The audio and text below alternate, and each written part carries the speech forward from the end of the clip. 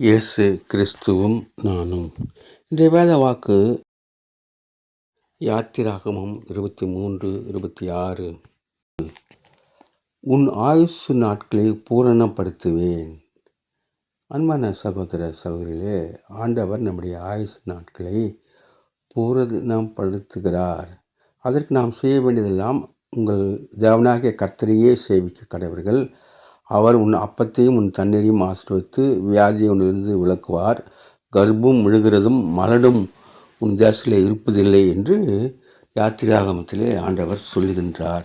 நீங்கள் என் கட்டளையின்படி நடந்து என் கற்பனைகளை கை கொண்டு அவைகளின்படி செய்தால் நான் ஏற்ற காலத்திலே உங்களுக்கு மழையை பெய்ய பண்ணுவேன்.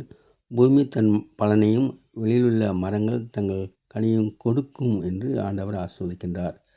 என் ஓய்வு நாட்களை ஆசரித்து என் பரிசுத்த ஸ்தலத்தை குறித்து பயபக்தியாய் இருப்பீர்களாக.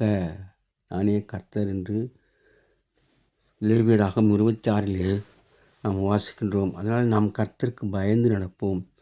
உன் வாழ்நாள் நீடித்திருப்பதற்கு உன் தகப்பனின் தாயும் கனம் பண்ணுவாயாக. Have a blessed day. God bless you. Take care. Be safe. Give your heart to God, your hand to man. Please subscribe, like and share it.